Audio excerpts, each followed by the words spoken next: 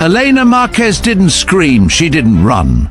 She just lifted her hand in the middle of a crowded diner and flashed a signal only one man on earth was meant to understand. 3 fingers, 2 folded, a silent cry her father taught her before he died.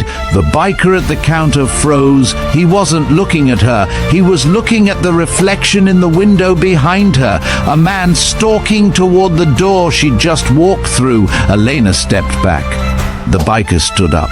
What he did next, it turned an ordinary Texas afternoon into a street-wide confrontation that no one, not even Elena, was ready for. And when the Hells Angels boss walked out of that diner after her, engines would roar to life before the hour was over. This is Heart Tales. Hit subscribe to stay with the story. Let's check in. 1 for first-time viewer, 2 if you've seen a few, 3 if you never miss.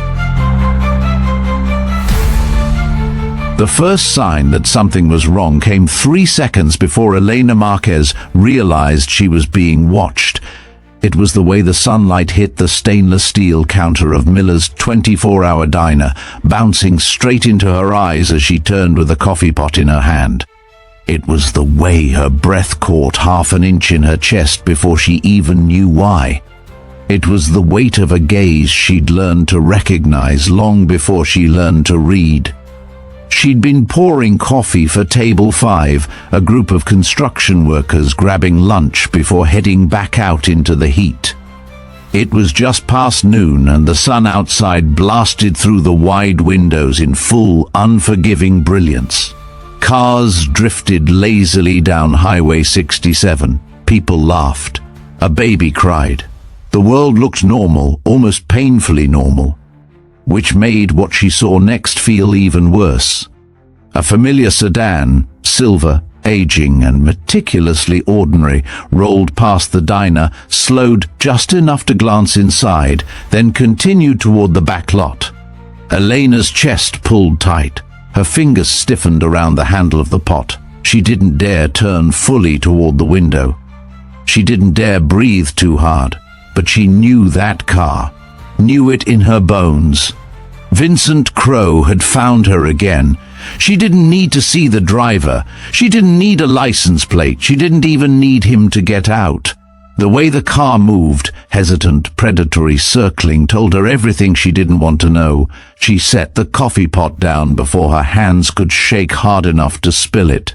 The spoon in her apron pocket dug lightly into her hip as she forced herself to smile at a customer who thanked her. She nodded, murmured something vaguely polite, and stepped back from the table. Her mind began to fracture into 2 tracks, the way it always did when fear slithered in. One part of her kept walking, clearing plates, moving like a server whose only concern was lunch rush tips and refilling sweet tea. The other part ran cold calculations about exits, distances, angles, line of sight, timing. If Vincent was here, he wasn't here for the food. Elena felt her pulse hammering against her ribs. For a moment, the diner around her blurred. She could barely hear the frying bacon, the scraping forks, the soft chatter of families grabbing burgers on their day off. All she could hear was her father's voice, low and steady, teaching her something she had prayed she would never have to use. If anything ever happens, you flash the sign. Someone will come, someone who knows what it means. She hadn't believed him at 12, she had barely believed him at 17, and by 23 she'd forgotten the sign entirely, forgotten the way his weathered hand folded with casual confidence, forgotten the way he'd said it with the absolute certainty of a man whose brothers would cross 3 states for a promise. But she remembered now. She remembered because she was out of options. Because Mia, her 8-year-old daughter, was at school 3 blocks away. Because the divorce papers, restraining orders, and court hearings hadn't stopped Vincent from coming before. She remembered because she might not survive another mistake. The bell above the diner door jingled, bright and cheerful, completely wrong for the dread crawling over her skin. But instead of Vincent, the man who walked in was someone else entirely. He was tall, broad-shouldered, sun-beaten. His vest was worn soft from years in the heat, patched with colors and symbols only certain men understood, letters curved along the top, letters Elena's father once called family. The back of the vest read something no one in town dared to say out loud: Hell's Angels. The man's walk was heavy but controlled, the kind of stride that belonged to someone who'd walked into trouble enough times to stop fearing it. His jaw was set, the lines around his eyes etched deep from decades of wind, sun, and hard miles. He had silver threading through his dark hair, not from age but from living too fast, too hard, too honestly. Jack Maddox. They called him Hawk. Elena knew the reputation. Everyone did. If the local police were thunder, men like him were lightning. They arrived faster, they struck harder, and sometimes they did the things thunder refused to do. He didn't see her at first. He just headed for the counter, boots thudding against the tile floor, and slid onto a stool like the world wasn't burning beneath the surface. He rested his arms on the counter, quiet, thinking only about lunch, not knowing he was about to collide with a secret that should never have reached him. She had one chance, one opening. 2 seconds before the door behind him closed and the diner swallowed him whole, her heart thudded once like a fist against a door. Now! She moved toward him slowly, deliberately. She filled a coffee cup even though he hadn't ordered yet. She stepped close enough that only he could see her hand, angled low, hidden from the rest of the diner. Her fingers trembled. Then she made the sign. 3 fingers raised, 2 folded down, thumb pressing across her palm. Ghost's signal. Her father's signal, and a signal that did not belong to this bright, hot, ordinary afternoon. Jack Maddox froze. It wasn't the kind of freeze that came from confusion. It was the kind that came from recognition, from memory, from a promise. The cup of coffee hovered halfway to the counter, suspended in his grip. His eyes locked on her hand, then climbed slowly, sharply to her face. He saw her fear. He felt the urgency. Something ancient and ironclad clicked into place behind his gaze. And then something else happened, something Elena didn't expect. His eyes softened, just barely, with something like disbelief, something like grief, something like an old wound ripping open. Ghost's girl. The words never left his mouth. They didn't have to. Everything in his posture said it. Before she could say anything, before she could whisper the words she was too terrified to speak aloud, the silver sedan rolled back past the window. Jack's head snapped toward it. He saw the car. He saw the angle. He saw the way the driver lingered too long, watching. He saw the kind of danger that didn't announce itself but slithered in, quiet and coiled. Elena expected him to stand, maybe to confront, maybe to help right there on the spot, but he didn't. He did something far more terrifying. He set down the coffee cup, stood with slow, deliberate precision, reached into his pocket, pulled out a few bills, left them on the counter, then he walked out the front door, no words, no reassurance, nothing, just walked out. The bell jingled behind him again. And Elena felt something inside her collapse. He wasn't going to help. He knew the sign, recognized it, and still walked away. Her one chance, her father's last protection, had failed. She tried to steady her breathing, tried to pretend she wasn't unraveling in the middle of a diner full of people who had no idea death had just brushed past their tables. She forced her hands to move, forced plates onto tables, forced herself to keep going, even as her vision blurred and her knees trembled. But just when she thought she had imagined everything, just when she thought the sign had meant nothing, her phone buzzed in her apron. One text, unknown number, a single line: "Drive normal. Don't look around. Your ghost's daughter. We're coming." Her breath left her in a soundless gasp. Outside, in the reflection of the diner window, sunlight glinted off chrome. One motorcycle, then another, rolling out of side streets and alleys, merging into a formation that made the hair on her arms rise. Brotherhood didn't run. Brotherhood came, and for the first time in 3 years, Elena Marquez realized she might not be alone when Vincent finally stepped out of that silver sedan. Elena didn't remember walking to the back of the diner. Her legs moved without her permission, like she was drifting underwater. Everything muffled except the thundering pulse inside her chest.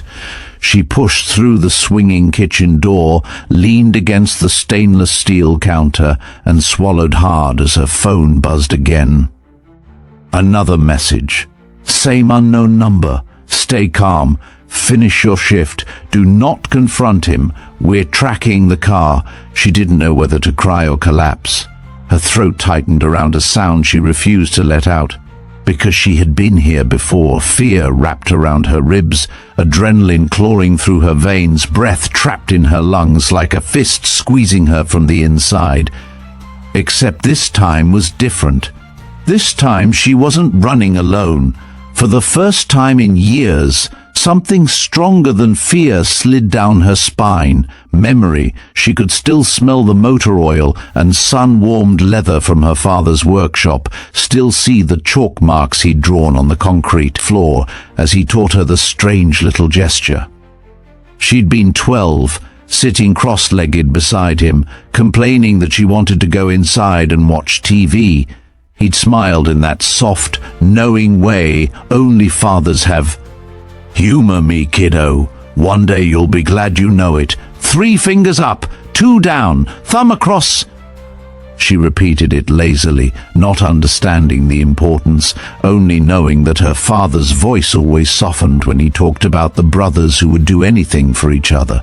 He told her stories, not the violent, exaggerated biker tales people whispered, but stories about loyalty, sacrifice, and showing up when it mattered.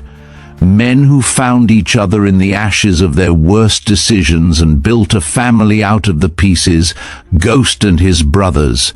Men who rode for each other, fought for each other, lived by a code more binding than blood. 5 years later, she stood in a black dress at his funeral with the Texas sun beating down on her shoulders. The chapel overflowed. Every pew was filled. And outside, along the entire road, bikes stretched in a long, unbroken line. A steel procession that breathed grief and thunder. One by one, those men had approached her, Hawk included, and each had touched her shoulder, bowed his head, and murmured the same words. If you ever need us, anything, you use the signal. We'll come. She never thought she would. Back then, she was newly married to a man who seemed gentle, charming, devoted, a man who held her hand at the funeral, who whispered promises into her hair as she cried for the father she had lost, a man who told her he would take care of her now. Vincent Crow! The memory of his voice still made her stomach twist. The early days of their marriage felt like a dream now, soft, warm, safe. He brought her flowers, left notes on the kitchen counter, held her hand in grocery stores like he couldn't stand to let her go. But control never arrives as a monster. It arrives as a hug that lasts too long, as a question that sounds caring but feels sharp, as a suggestion that becomes an expectation that becomes a rule. By the time she realized she was losing pieces of herself, she didn't know where those pieces had gone. She didn't know how to say no without paying for it. The first time he hit her, it didn't come with shouting, it didn't come with rage. It came with a trembling lip, a whispered apology, a promise it would never happen again, a promise he broke before their daughter turned 4. By the time Elena ran, she was bruised in places no one saw, hollow in places no one knew, and terrified of the world outside her front door. She left with Mia in her arms and nothing else. Not money, not friends, not hope, just the echo of her father's voice and the desperate hope she could keep her daughter safe. 3 years, 3 towns, 5 apartments, and still Vincent found them. The back door creaked, snapping Elena out of her spiraling thoughts. The kitchen staff bustled around her without noticing anything was wrong. Jared yelling for more onions, Sandra scraping a grill, plates clattering in the wash sink. Normal sounds, safe sounds, except safety was a feeling she no longer trusted. She inhaled through her nose, steadying herself. Face forward, smile, walk. She stepped back into the diner with the kind of confidence only people on the verge of breaking know how to fake. Sunlight washed over the tables, glowing against the chrome napkin holders and laminated menus. Then her breath stilled. Vincent Crowe was sitting in booth 7. Not outside anymore, inside, watching her. He wore a pale blue shirt, sleeves rolled to his elbows, the exact shirt he used to wear when he wanted to look respectable for doctors or teachers or anyone he needed to manipulate. His hair was neatly combed, his smile was harmless, polite, perfect for a public place, but his eyes were wrong, still, cold, measuring, the kind of eyes that didn't look at the room so much as own it. Her heart hammered so violently she thought he could hear it. But she kept walking, each step mechanical and deliberate. She moved toward the counter, avoiding his gaze, pretending she hadn't seen him, pretending every cell in her body wasn't screaming. Hawk was gone.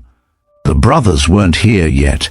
She was alone with a man who had promised he would take her daughter if she ever ran again. The bell above the door jingled softly. A customer walked in, just a tourist looking for burgers, nothing special, nothing helpful. Elena swallowed, kept wiping the counter. Her movements were steady, her breath was not. Then her phone buzzed again. Stay visible. Do not go outside alone. Keep him in sight. We're 10 minutes out. Her knees almost gave out. 10 minutes. She just needed to survive 10 minutes. Vincent stood. He didn't smile this time. He didn't wave. He didn't call her name. He simply walked toward the counter with that slow, practiced confidence that had once convinced judges and pastors and neighbors he was a good man. She felt him stop on the other side of the counter, felt his presence like a hand closing around her throat. He spoke softly, too softly for anyone else to hear. You look tired, Elena. Are you sleeping? Her grip tightened around the rag she was holding. She forced herself to face him. His eyes flicked over her, searching for fear, finding it, savoring it. I've been looking for you, he murmured. We need to talk. As a family, her voice refused to come. Her throat felt sealed shut. She hadn't prepared for this. She hadn't prepared for him to be so close, so calm, so certain. But something had changed now, something he couldn't see, something coming for him in 10 minutes. She no longer needed to escape, she just needed to buy time. Vincent leaned closer, his breath warm against her ear. Don't make a scene. Her phone buzzed again before terror could swallow her whole. 5 minutes out. And outside, framed in the sunlit window behind Vincent's shoulder, a silhouette appeared, a motorcycle rolling slow. Controlled. Familiar. Hawk had returned, and he was not alone. The moment Jack Hawk Maddox saw the silver sedan parked crooked near the back lot, his pulse shifted from steady to surgical. He didn't need a license plate. Predators all circled the same way. He could feel danger the way old warhounds felt storms. And this storm had already touched the girl inside the diner. The girl who carried Ghost's eyes, Ghost's quiet strength, Ghost's unmistakable fearlessness hidden beneath years of being hunted. The sign she flashed hadn't been some timid plea. It was the exact shape Ghost taught the inner circle. Folded fingers, angled thumb, a silent alarm used only when running wasn't enough, only when the threat was near, only when someone needed protection right now. Hawk stood beside his bike for a moment, letting the sunlight burn across his shoulders, letting the hot wind whip through the edges of his cut. Then he pulled out his phone, tapped a single contact labeled simply "Brother." It rang once, then a growl. "Talk." "It's her," Hawk said. "Ghost's kid." A beat of silence followed, thick as asphalt in August. "You sure?" She flashed the sign. Another silence. "Then where?" "Miller's Diner. Daytime. Abuser's here. He knows she's scared." The voice on the other end sharpened instantly. "Names?" "Vincent Crow." A hiss, low and deadly. "I remember him." Hawk's voice dropped. "We made a promise. We did. How many do we need?" "All of us," Hawk said. "On our way." The line clicked off. Hawk lifted his face toward the diner window again. Through the glare, he saw Elena Marquez standing stiff behind the counter, Vincent leaning in too close, sunlight outlining him like a serpent basking on a warm rock. Hawk felt his jaw tighten. Ghost had saved his life twice, once during a shootout behind an Arizona bar, once in a crash on a rain-slick road. Hawk had repaid those debts in small ways, but nothing close to this. Protecting Ghost's daughter wasn't a favor. It was duty. He swung a leg over his bike, turned the key and let the engine rumble low. Not loud enough to draw attention, just enough to let his brothers track him. He circled out of the lot and parked behind a row of delivery vans, where he could watch without being seen. 10 seconds later, another engine rumbled in from the east. Then another. Then 2 more from the highway. They didn't pull close. They scattered through the area like chess pieces, each taking a different vantage point. They were men with scars from old wars, men who'd walked through fire, men whose loyalty had been forged in things no civilian would ever hear about. The sun glinted off chrome, off black helmets, off the red and white patches that made locals step aside without being asked. One by one they checked in. Phoenix, Ghost's old right hand. Talk, the quiet one nobody crossed twice. Bear, a wall of muscle with a temper buried just deep enough. Reagan, the tracker. Slick, the fast talker who could make cops nervous just by breathing. In less than 4 minutes, Hawk had enough men to shut down the entire block if he wanted to, and more were coming. Ghost's kid. The words spread through the chapter like gasoline under a match. Hawk didn't smile, but something in his chest shifted, an old pain, a memory, a promise. Ghost had been the best of them.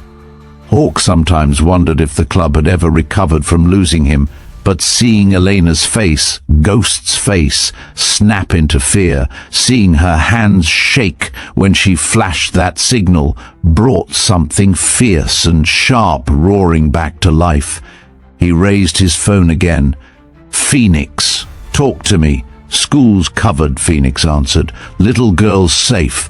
2 of our guys are there already." "Mia," Hawk murmured. "Her name's Mia." "Pretty kid," Phoenix said. "Looks like her grandfather." "Good. Keep the school secure. Eyes on every corner. Already done." Hawk exhaled, slow, controlled.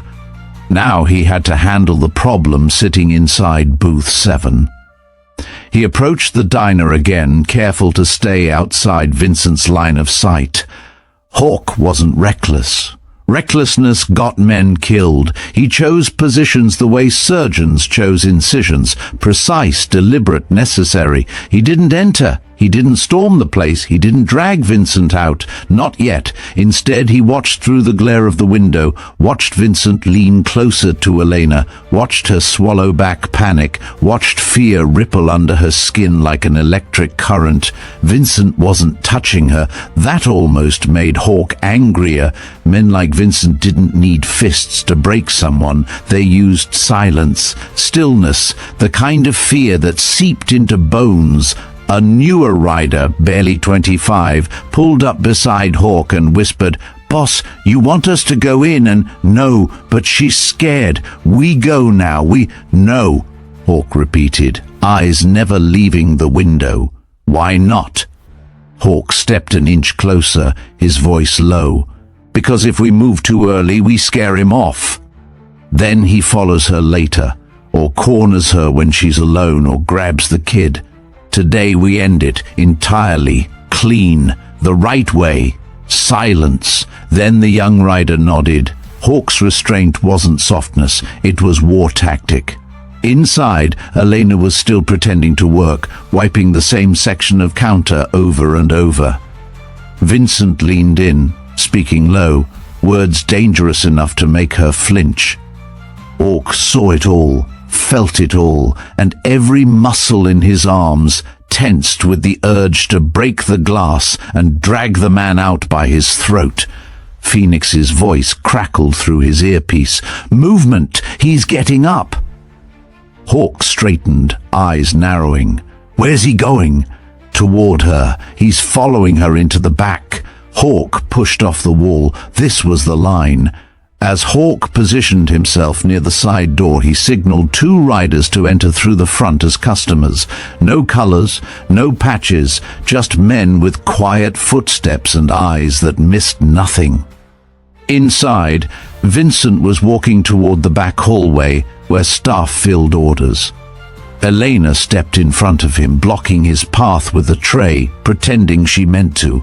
Her voice was small but steady. Hawk didn't hear the words, but he knew the meaning. "Not here. Don't do this here." Vincent leaned in, lips twisting into a thin smile. Hawk saw Elena's shoulders tremble, saw her grip tighten on the tray, saw her eyes flick to the window, right at him, not pleading, not begging, just confirming he was there. Hawk nodded once, slow, solid, a signal. "You're not alone anymore." A car door slammed outside. Hawk snapped toward the sound. Another biker arrived, Talk, carrying a wrapped object Elena couldn't see. Hawk knew what it was: paperwork, documentation, Vincent's record, evidence the law had ignored. They weren't just bringing numbers, they were bringing truth. Vincent suddenly glanced out the window, sensing something off. Hawk didn't hide. He stared back, arms crossed, expression lethal. Vincent faltered, just for a heartbeat. The first crack, Elena felt it. She saw Vincent's posture shift, saw the flicker of uncertainty in his gaze, saw the way his jaw clenched just a fraction tighter than before. For the first time since she'd walked into this diner that morning, fear didn't own all the space inside her chest. Because outside, sunlight caught the chrome of a dozen bikes. Because men who owed her father everything were closing in.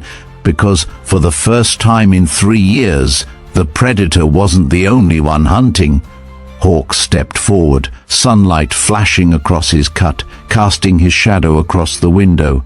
Vincent turned fully toward the glass, and that was when he realized he wasn't the most dangerous man in town today. Elena felt the moment Vincent realized something was wrong.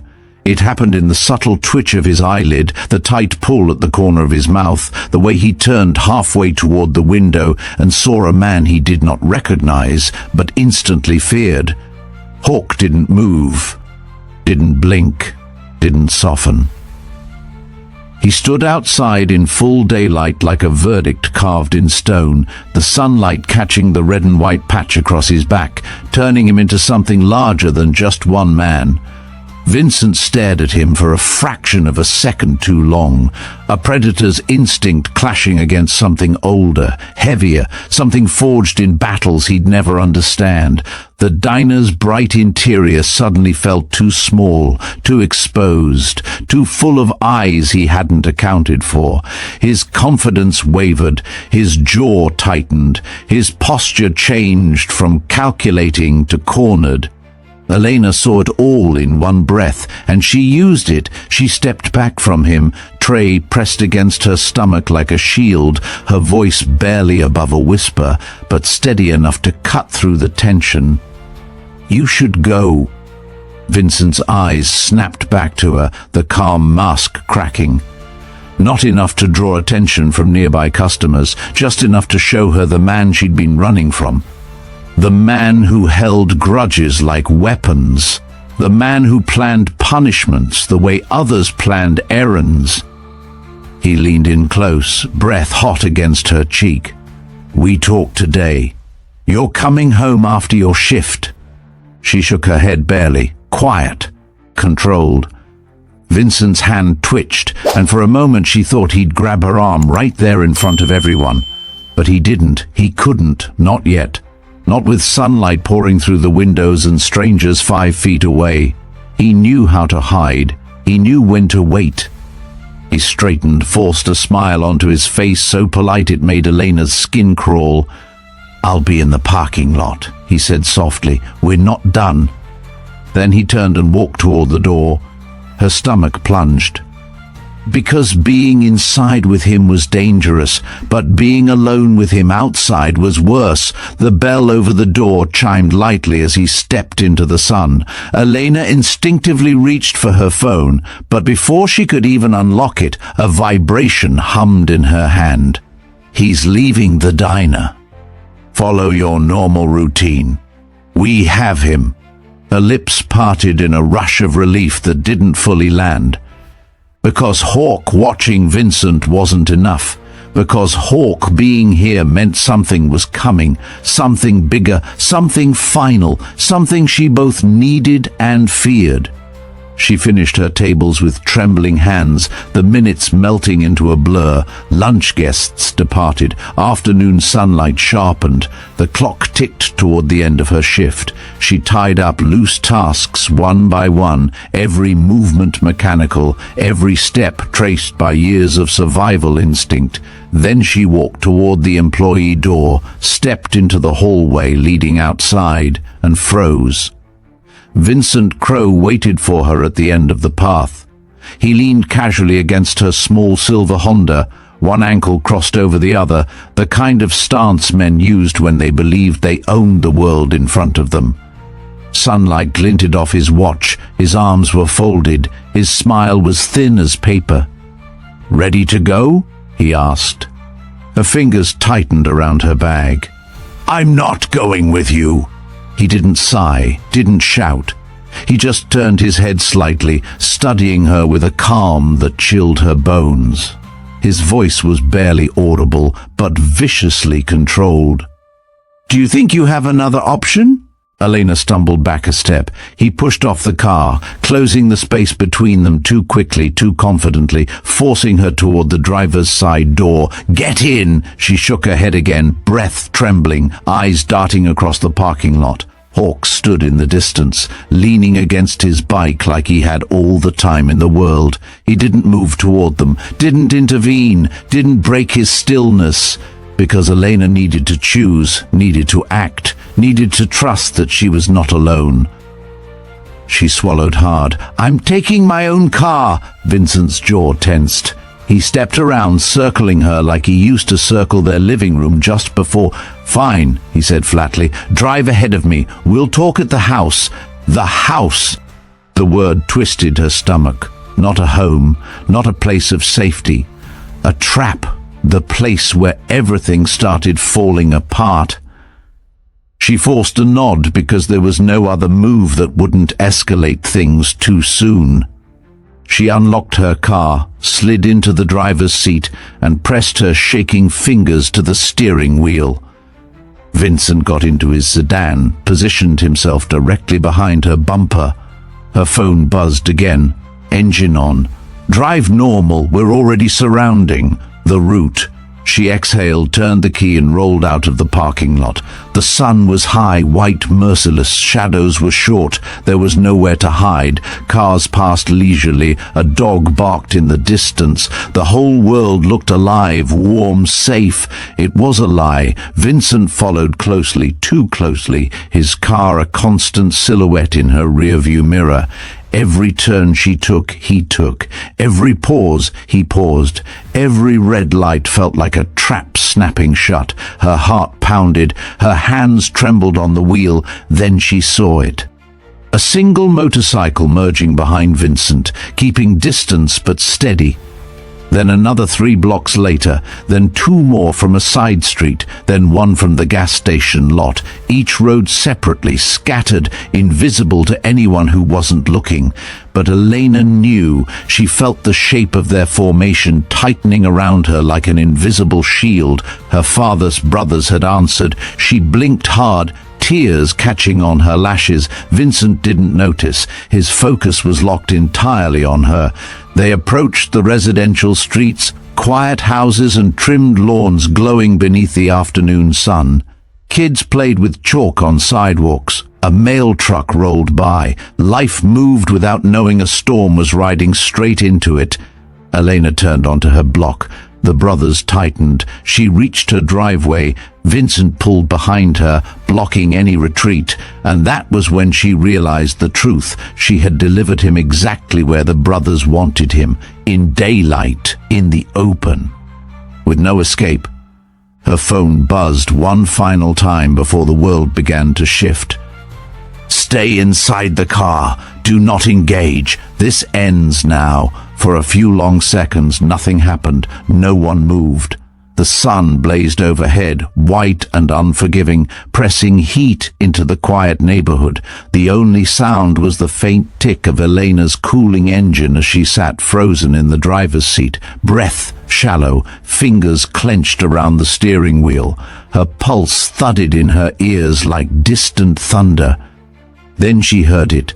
A low rumble rolling across the asphalt, subtle at first, then layered, then unmistakable. Not one engine, not 2, a chorus, deep, synchronized, steady, the kind of sound you felt in your ribs before you understood it. Elena's heart stuttered. Vincent's head jerked up in his car behind her. The engines grew louder, closer, until the sunlight reflected off chrome in every direction. One motorcycle slid into view from the far end of the street, coasting at a slow, controlled crawl. Another turned the corner opposite it, cutting the sun in half as the polished steel glinted off the tank. 2 more rolled in behind them, then 3 more from the cross street. Within 30 seconds, the brothers formed a silent wall around the block. 12 bikes, 12 riders, 12 shadows cast long across manicured lawns. But there was no aggression in their arrival, no chaos, no screeching tires, just the calm certainty of men who had come to finish something. Sunlight washed over their colors, red and white patches bright as flame, heavy with history. The neighbors peeked through blinds. Dogs barked and then went quiet. A sprinkler ticked rhythmically somewhere down the street, oblivious. Vincent stiffened. Elena saw it in her mirror, the way his shoulders lifted, the way his eyes widened just a fraction too much, the way his confidence cracked as he realized he was no longer the hunter on this street. He was prey. Jack Hawk Maddox rode at the front of the formation, his boots steady, his posture relaxed but lethal. He stopped first, right at the mouth of her driveway, blocking any attempt Vincent could make to reverse. The sun caught the metal studs along his vest, turning him into a silhouette that could have been carved from stone. Behind him, Phoenix and Bear flanked out to the sides like they'd rehearsed it 1,000 times. Torque positioned himself near the sidewalk, hand resting lightly on his belt. Reagan rolled his bike onto the curb with deliberate ease, scanning every house, every window, every potential escape route. They didn't rush, they didn't shout, they didn't look confused. They moved like men who had come to collect a debt. Elena's breath shook as she watched Hawk dismount. He swung his leg over the bike with the slow certainty of someone who feared nothing on this earth. The afternoon sun poured over him, catching the grey streaks in his hair, the hard-set line of his jaw, the unmistakable authority in every step he took. Vincent's car door opened. He stepped out, posture stiff, expression strained with an anger he still believed could intimidate the world. His voice came out too loud, too sharp, cracking with false bravado. "What the hell is this?" No one answered. Hawk didn't even look at him yet. He walked past Elena's Honda and stopped near her front fender, close enough for her to see him through the windshield. His eyes softened for the briefest moment when they met hers, and she felt the world tilt. The fear she'd carried like a second skin for years suddenly loosened. He tapped the hood of her car gently, once, a signal, "Stay inside, stay safe. We've got it from here." Then he turned to face Vincent. The temperature itself seemed to shift.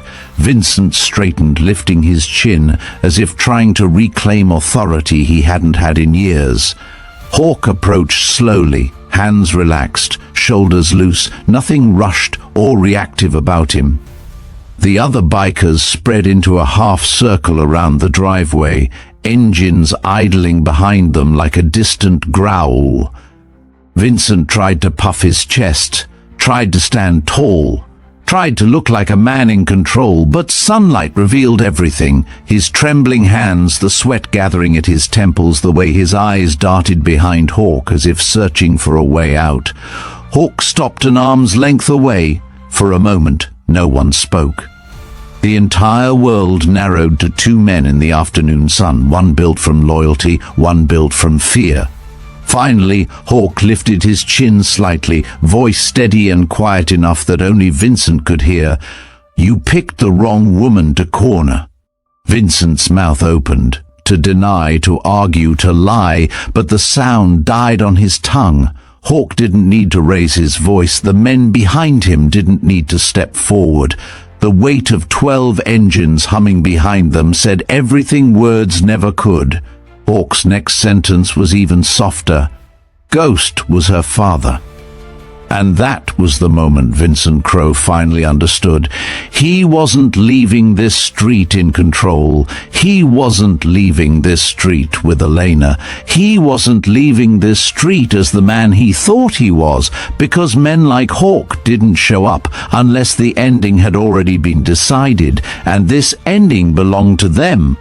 Vincent swallowed hard, but the sound seemed to echo in the hot daylight between them. The sun carved sharp lines across his face, exposing every twitch, every crack, every lie he'd ever trained himself to hide.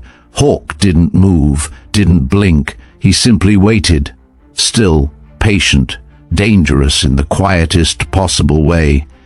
Behind him, the brothers shifted, boots scraping lightly on concrete as they formed a tighter arc around the driveway. Elena could see them all through her windshield. 12 men standing like a wall, sunlight flaring across chrome and leather. Not one of them looked at her. They didn't need to. They already knew she was safe. Vincent finally found his voice. "I don't know what you think is happening here," he began, forcing a laugh that came out too thin. "She's my wife. This is a family matter." Hawk tilted his head, his eyes hardened. "You're not her family." Vincent stiffened, but Hawk continued before he could speak. "You've been following her, threatening her, violating court orders, lying to schools and landlords. You've hunted her for 3 years. Vincent's mouth opened, then closed, jaw tight. He flicked a glance at Elena's car, hoping to spot fear, something he could control, something he understood. Instead, he found nothing but glass reflecting the sky. Hawk took one step closer. "We know everything, Vincent. Every address you forced her to flee, every time you threatened her safety, every time you used her daughter to get to her." Vincent's eyes darted around the circle of men, calculating, desperate. "You can't keep me from seeing my child. I have rights." Bear stepped forward, silent, massive expression flat. "You lost those the moment you put your hands on her." Talk added, voice low. "And the moment you followed her today." Vincent's composure snapped. He jabbed a finger toward Elena's car. "She's turned my daughter against me. She's lied about me from the start. You don't know anything about our marriage." Hawk didn't raise his voice. He didn't need to. He held Vincent's gaze like a vice. "I know Ghost raised her better than to let a coward like you break her. That's what I know." Vincent's face blanched. Hawk continued, "I know Ghost saved my life. Twice. and I know what he made us promise the day we buried him. We swore we'd protect his little girl. No hesitation, no excuses." He paused, letting the sunlight lay heavy over every word. "And today she called that promise in." Vincent stepped back involuntarily. The brothers closed the distance so subtly he didn't realize he was being boxed in until Reagan blocked his path to the sidewalk. "You can't do this," Vincent stammered. "You can't tell me I can't see her. She's mine." Hawk's face didn't change, but something in the air did. "She isn't yours. You don't own her. You don't control her. And this ends today."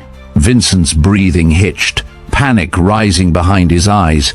He turned sharply, trying to bluff, trying to sound like a man with leverage. "If you touch me, I'll call the police." Phoenix snorted. "We already did." Vincent blinked. "Police? Why?" "Because," Talk replied, arms folded. "You violated a restraining order the moment you stepped into that diner, and Hawk sent them your license plate 10 minutes ago." Vincent's face drained completely as the truth slammed into him. This wasn't intimidation. This wasn't chaos. This wasn't a gang cornering him. This was strategy, calculated, precise, legal. Hawk stepped in until they were close enough for Vincent to smell the sun-warmed leather. "Here are your options." He held up one finger. "You leave. Right now. You get in your car, drive out of this neighborhood, and never come back. A second finger. You give up any attempt to contact Elena or Mia. No calls, no letters, no school visits, nothing. A third. You stay gone." Vincent swallowed hard. "And if I don't?" The brothers didn't answer with words. Engines growled in response, 12 throttles rumbling like thunder rolling across the pavement. It wasn't loud enough to frighten the neighborhood, but loud enough to make every nerve in Vincent's spine vibrate. Hawk leaned in just slightly, voice dropping to a thread of steel. "If you don't, the law handles you first. And if the law fails, we won't." Vincent's breath stuttered. Sweat clung to his temples. He looked around as if hoping one of the bikers would flinch, hesitate, show weakness. None did. He wasn't staring at criminals. He was staring at consequences. Consequences with faces. His voice cracked. I just want to talk to her." Hawk shook his head once. "You had your chance to talk, years ago. Now you listen." Vincent's final attempt at pride dissolved. His eyes darted toward his car. Hawk saw it, stepped back, and pointed to the driver's seat. "Go." Vincent hesitated only long enough to understand that hesitation was a mistake. Then he ran, not walked, around Hawk, nearly tripping over the curb in his rush to reach the sedan. He slammed the door, fumbled with the ignition, and reversed too fast, tires squealing against the street. But before he reached the intersection, 2 bikes peeled off the formation and followed calmly behind him, Phoenix first, Bear second, escorting him out of town.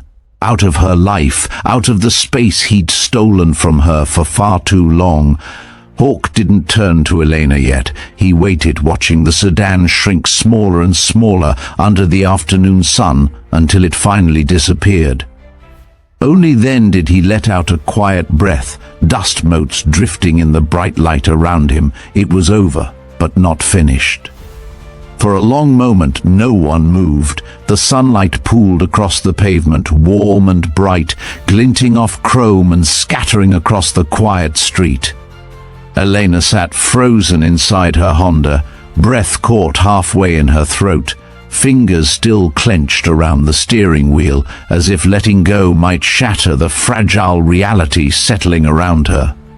She watched the tail end of Vincent's sedan vanish beyond the intersection, flanked by 2 bikes that followed at a steady, unwavering distance, not chasing, not threatening, just escorting him, making sure he kept moving, making sure he understood there was no place in this town for him anymore. Hawk didn't turn toward her immediately. He stood in the driveway with the brothers fanned behind him, their shadows long against the pavement. Sunlight made the patches on their backs burn bright red and white, the colors Ghost once wore with a pride Elena had forgotten until now. Finally, Hawk exhaled, turning toward her car with a measured, calm certainty. He approached slowly, boots crunching lightly over gravel, not wanting to startle her.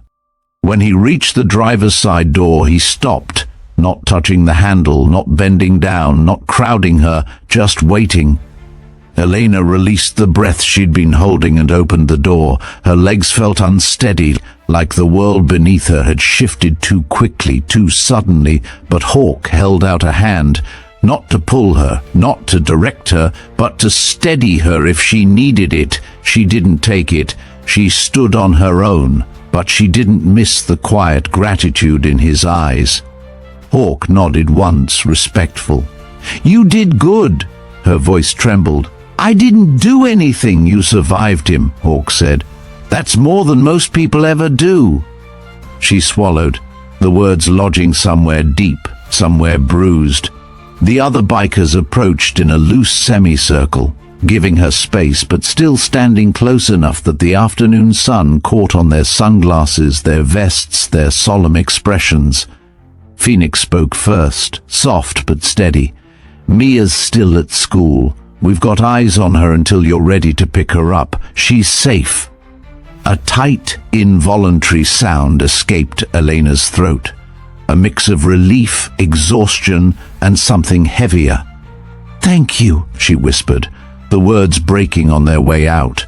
Slick dug into his pocket and held out a small bundle of printed documents. "These are every record we could pull on Vincent. Police reports, medical notes, statements from people he threatened. You'll want this when the sheriff calls. And he will call. Today." Elena stared at the stack, her fingers hovering before she finally took it. The paper felt heavier than it should have, like the weight of proof she'd spent years wishing existed. Hawk folded his arms. "You're not alone anymore. I need you to understand that.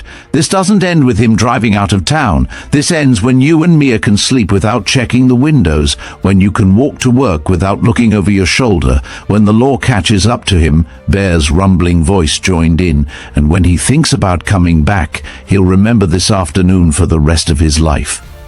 Reagan stepped closer, pulling out a small phone with a list already open. "We're putting you on a watch schedule. Someone will check in twice a day, messages only unless you need a call. Anyone weird on your street, you let us know. Anyone following you, you tell us. We're here. For as long as it takes." Elena blinked hard as the sun flared too bright. "Why?" she managed. "Why do all this for me? You don't even know me." Hawk's expression softened for the first time since he'd walked onto the street. He looked up at the sky as if remembering a man who once stood beside him on long desert roads, the roar of engines echoing across empty highways. "We knew your father," Hawk said quietly. "That's enough," Phoenix nodded. "Ghost saved my life. Twice. I never got to repay him. Today was the first time I could." Elena looked at them. These men she'd seen only from a distance, men towns whispered about, men her father had called brothers.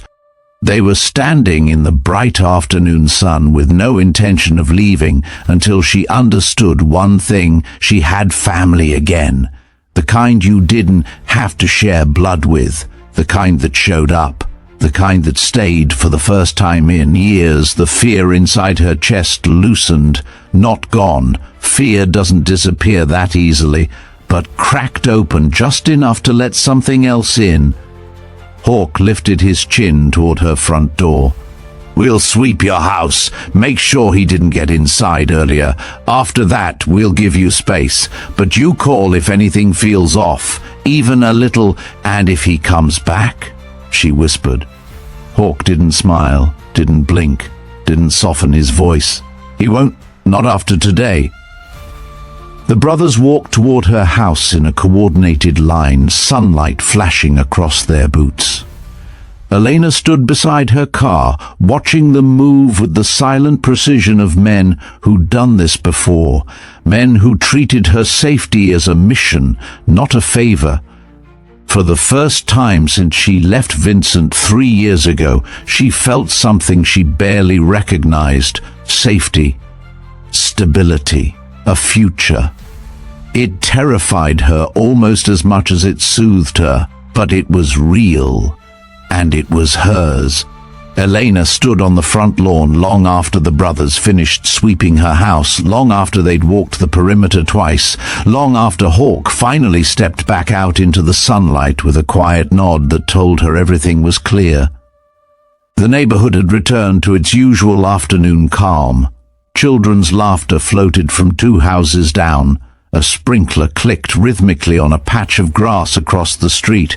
The world looked unchanged, but she wasn't. Hawk approached, boots slow on the walkway, something small and weathered in his hand.